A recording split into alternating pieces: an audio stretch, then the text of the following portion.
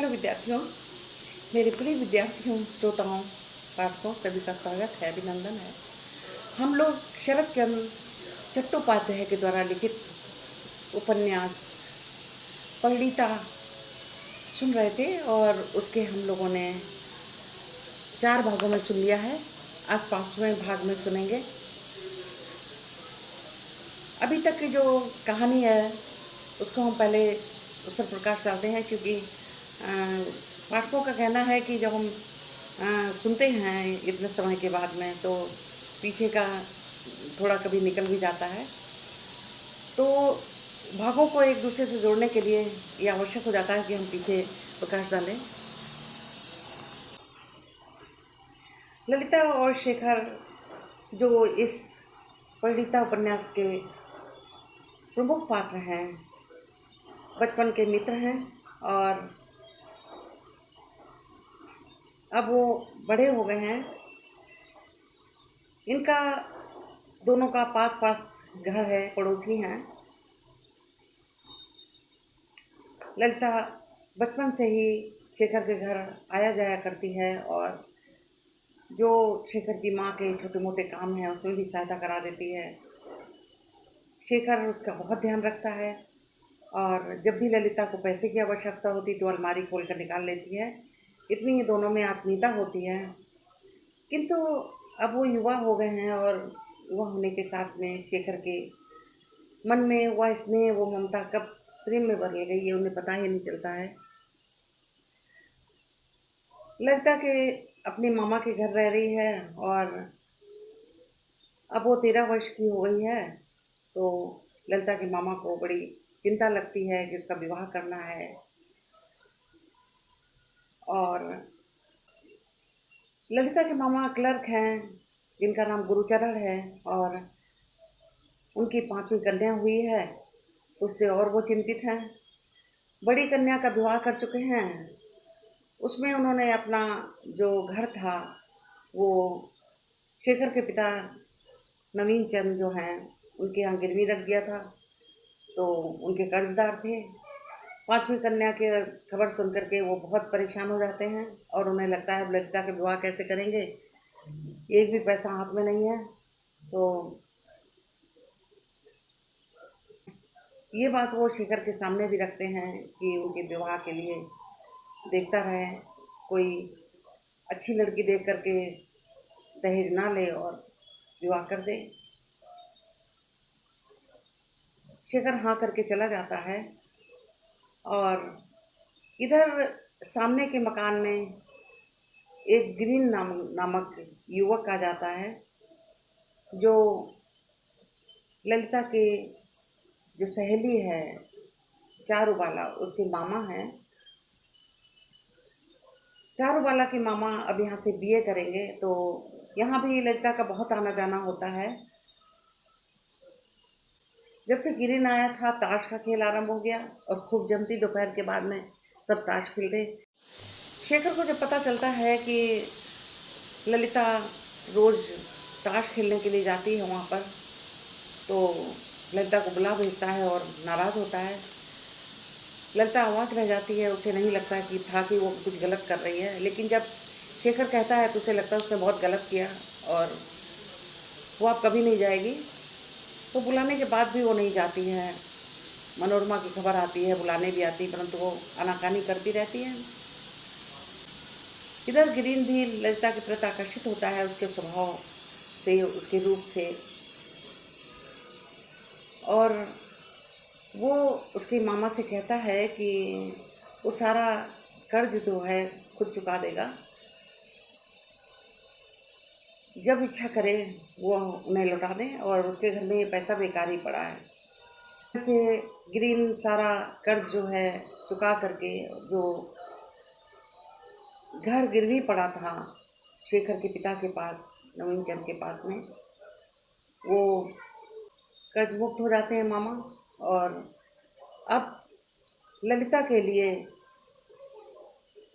वर ढूंढने के लिए बहुत जोर शोर से तैयारी करते हैं। इधर शेखर भी परेशान है क्योंकि उसे पता चल गया था कि ललिता का विवाह के लिए तैयारी की जा रही है। आगे की कहानी हम लेखक के शब्दों में सुनते हैं।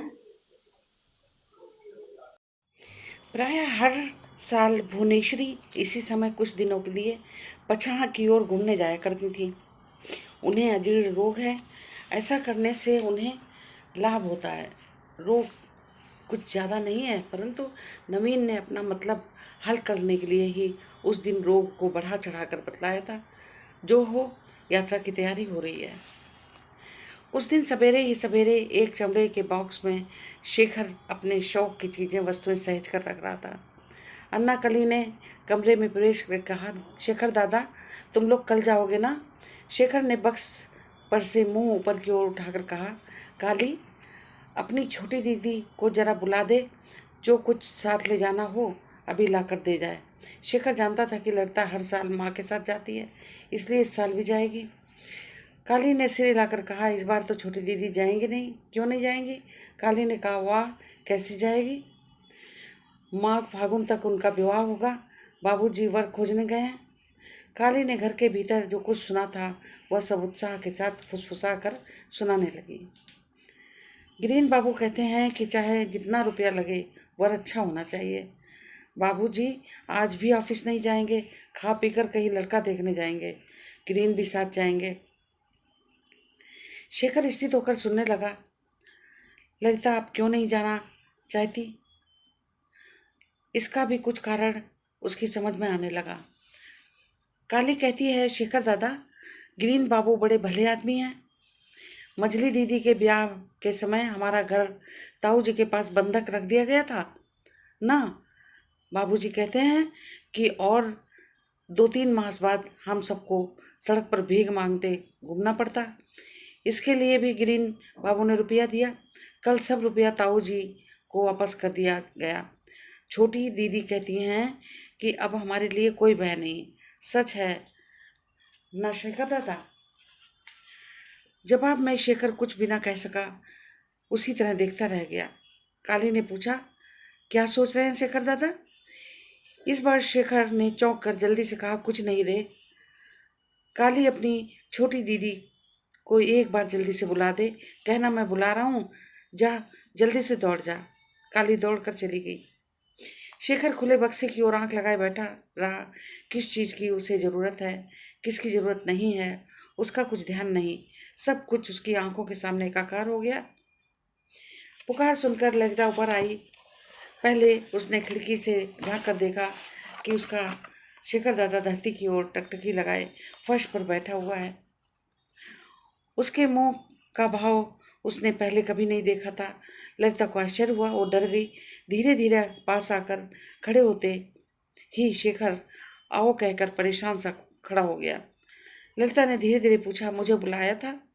हाँ कहकर कुछ देर चुप रहने के बाद शेखर बोला, कल सुबह की गाड़ी से ही मैं माँ को लेकर पश्चिम की ओर जा रहा हूँ।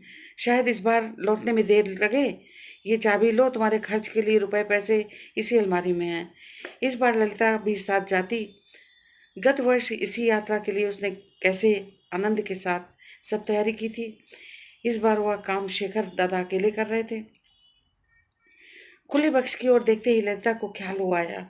शेखर ने उसकी ओर से मुंह दूसरी तरफ फिराकर एक बार खांस कर गला साफ किया, फिर कहा, सावधानी से रहना। यदि कोई विशेष जरूरत पा पड़े तो दादा के पास से पता लेकर मुझे चिट्ठी लिखना। इसके बाद दोनों ही चुप रहे। इस बार ललिता का साथ नहीं जाएगी, यह शेखर दादा को मालूम हो गया है। इसका कारण भी उन्होंने सुन लिया होगा। यह ख्याल करके ललिता लज्जा और संकोच से गड़ी जा रही थी। हठात शेखर ने कहा, अच्छा आप जाओ, मुझे अभी ये सब सामान रखना है, देर हुई, आज एक बार ऑफिस भी जाना पड़ेगा। ललिता खुले बक्स के सामने घुटने के बल बैठ गई, बोली, तुम जाकर स्नान करो, मैं रख के देती हूँ। तब तो ठीक है कहकर शेखर ने चाबियों का गुच्छा ललिता को पास फेंक दिया और कमरे के बाहर चला गया। फिर सहसा रुककर कहा, मुझे क्या क्या दरकार होगा, इसे भूल तो नहीं गई हो? ललिता सिर झुकाए हुए बक्स के अंदर चीजें रखने लगी। उसने कुछ उत्तर नहीं दिया। शेखर ने नीचे जाकर माँ से पूछा, मालूम हुआ कि काली की सब बातें सच्ची हैं? गुरुचरण ने कर्ज चुका दिया है, ये बात भी सच्ची है, और ललिता के लिए पात्र ठीक करने की भी विशेष चेष्टा की जा रही है, ये बात भी सत्य है।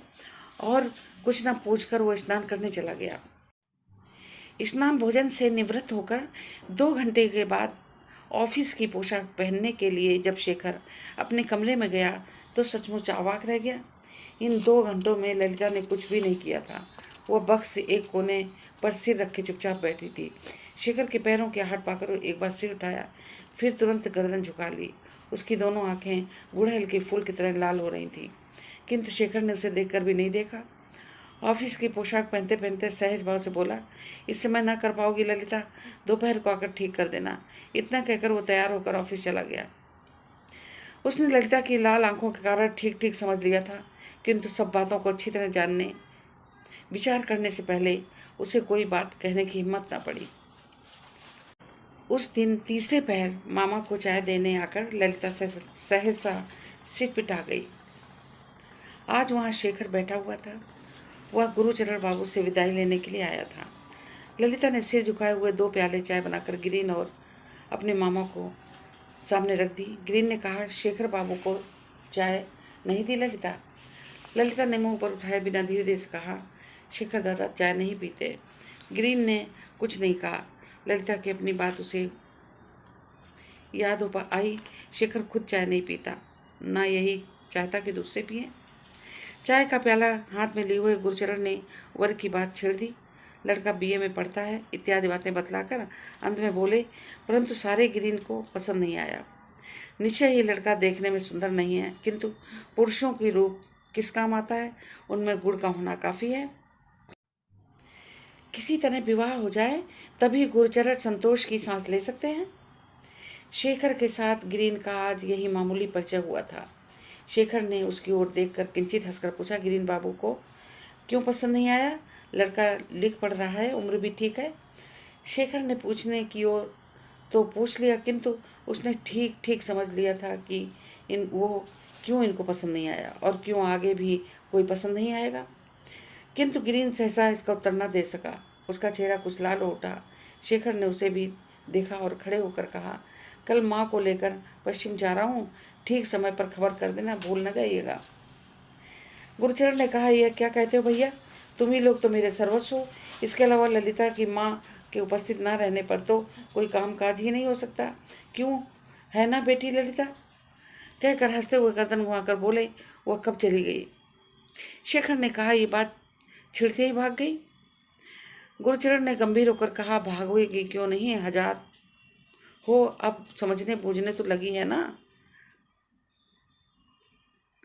कहकर एक हल्का निश्वास छोड़ते हुए बोले, मेरी बिटिया बिल्कुल लक्ष्मी सरस्वती है, ऐसी लड़की बड़े भाग्य से मिलती है शेखरनाथ।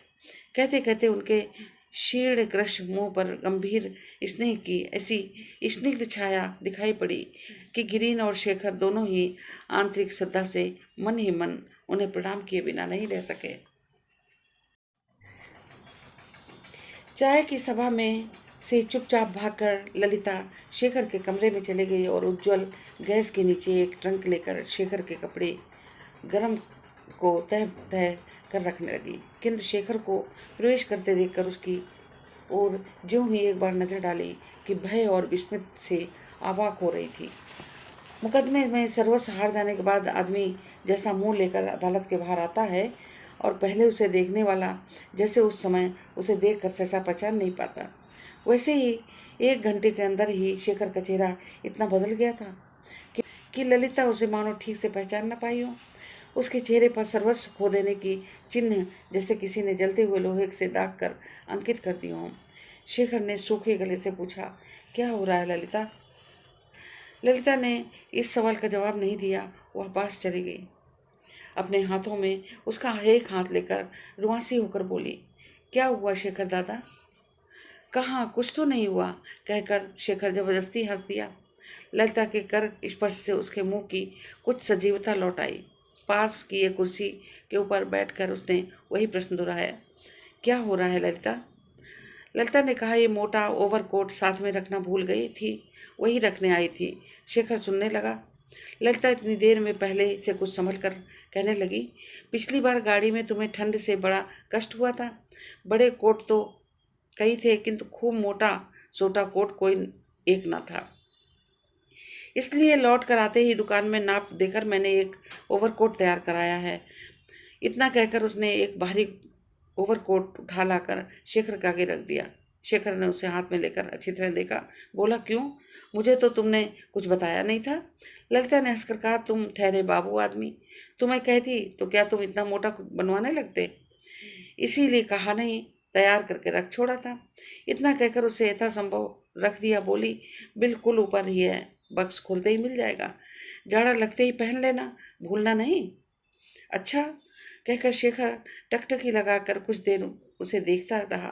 फिर एकाएक बोल उठा, नहीं, यह किसी तरह नहीं हो सकता। क्या किसी तरह नहीं हो सकता? उसे पहनोगे नहीं? शेखर झट बोल उठा, नहीं, ये बात नहीं है, दूसरी बात है। अच्छा ललिता, जानती हो माँ का सब सामान बन गया कि नहीं? ललिता ने कहा, जानती हूँ, दोपहर को मैंने ही तो सब ठीक ठाक कर दिया था। इतना कहकर सब चीज़ों को एक बार अच्छी तरह परीक्षा करके चाबी लगाने लगी।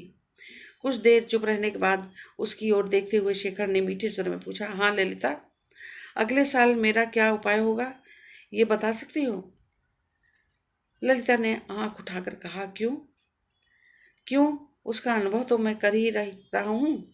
कहने को तो कह डाला, किंतु अपनी बात को दबा देने के लिए अपने सूखे मुंह पर जबरदस्ती प्रफुल्लता का भाव लाकर बोला, पराए घर जाने से पहले कौन चीज कहाँ रखी है क्या नहीं है, ये सब मुझे बताकर जाना, नहीं तो जरूरत पड़ने पर खोजने से भी कुछ नहीं मिलेगा। ललिता ने चिढ़कर कहा, जाओ। इतनी देर बाद शेखर हंसा, बोला, जाओ का मतलब तो जानता हूँ, किंतु सचमुच पूछता हूँ, क्या उपाय होगा? मुझे शौक तो 16 आना है, किंतु शक्ति एक पाई की भी नहीं है। ये सब काम नौकर रखने से भी नहीं हो सकते। मैं अभी से देख रहा हूँ कि तुम्हारे मामा की तरह एक कुर्ते और दुपट्टे से गुजर करना पड़ेगा। खैर, जो होगा होगा। ललिता चाबियों का गुच्छा मेज पर फेंक तुरंत भाग गई। शेखर ने चिल्लाकर कहा, कल सुबह एक बार आ जाना। ललिता ने सुनकर भी नहीं सुना, तेजी से सीढ़ियां पार कर 2 तल्ले पर उतर गई। वहां से अपने घर जाकर देखा, छत पर एक कोने में चांद के उजाले में बैठी अन्ना कली ढेर के ढेर गेंदे के फूल लिए माला गूंद रही थी। ललिता उसके पास जाकर बैठ गई, बोली, ओस में बैठी क्या कर रही है काली? काली मुंह ऊपर उठाए बिना बोली, माला गूंथ रही हूँ, आज रात मेरी बेटी का ब्याह है ना। क्यों? मुझसे तो तूने कहा भी नहीं। कोई ठीक थोड़े ही है छोटी दीदी, अभी बाबूजी ने पत्रा देकर बताया कि इस महीने आज के सिवा और लग्न ही नहीं है। लड़की सयानी हो गई है, अब उसे रखा नहीं जा सकता। जैसे तैसे इसी लगन ब्याह कर दूंगी। छोटी दीदी, 2 रुपए तो दे दो, बारातियों के जलपान का इंतजाम जो करना है। ललिता हंसकर बोली, बस रुपया लेने के वक्त छोटी दीदी हैं। जा, ते तकिए के नीचे रुपए रखे, ले ले। अच्छा काली, गेंदे से कहीं ब्याह होता है? काली ने गंभीर भाव से कहा, होता है, जब दूसरे फूल न प्राप्त हों तब होता है। छोटी दीदी, मैं कितनी ही लड़कियों को पार लगा चुकी हूँ, मैं सब जानती हूँ। कहकर जलपान की सामग्री मंगाने के लिए नीचे चली गई। लता उसी स्थान पर बैठकर माला गूंथने लगी। थोड़ी देर बाद काली ने लौट कर आकर कहा, और सबको कह दिया गया? केवल शेखर दादा को ही नहीं कहा जा सका है, जाकर उन्हें भी कहा हूँ, ना कहने पर उन्हें दुख होगा। कहकर वो दूसरे घर चली गई। काली पक्की गृहस्थी न है, सब काम काज वह कायदे से करती है। शेखर दादा को खबर दे नीचे आकर बोली, उन्होंने एक माला मांगी है, जाओ ना छोटी दीदी, जल्दी से दे आओ, तब तक मैं यहाँ इंतजाम करती हूँ। लग्न का समय आ गया है, अब देर नहीं है। ललिता ने गर्दन हिलाकर, यह मुझसे ना होगा काली, तू ही दे आ। अच्छा, जाती हूँ, वह बड़ी माला उठा दो, कहकर उसने हाथ बढ़ा दिया। ललिता हाथ से माला उठाकर देते देते न जाने क्या सोचकर बोली उठी, अच्छा मैं ही दे आती हूँ। काली ने गंभीर होकर कहा, ऐसा ही करो छोटी दीदी, मुझे तो बहुत काम है, मरने की भी फुर्सत नहीं है। उसके मुंह का भाव और कहने का ढंग देखकर ललिता को हंसी आ गई। पूरी पुरखिन है, कहकर हंसती हुई माला लेकर वो चली गई। किवाड़ के पास पहुंचकर देखा, शेखर एकाग्र मन से चिट्ठी लिख रहा था। दरवाजा खोलकर वो पीछे आ खड़ी हुई। तब भी शेखर को कुछ खबर ना हुई। तब ललिता ने क्षण भर चुप रहकर उसे चकित कर देने के लिए विचार से वह माला बड़ी सावधानी से शेखर के गले में डाल दी और कुर्सी के पीछे बैठ गई। शेखर पहले तो चौंक कर कहा, काली है, किंतु क्षण भर बाद मुंह फिराकर देखा, भयानक रूप से गंभीर होकर बोला, यह तुमने क्या किया ललिता? ललिता उठ खड़ी हो गई। शेखर के मुंह के भाव से कुछ सशंकित होकर बोली, क्यों, क्या हुआ?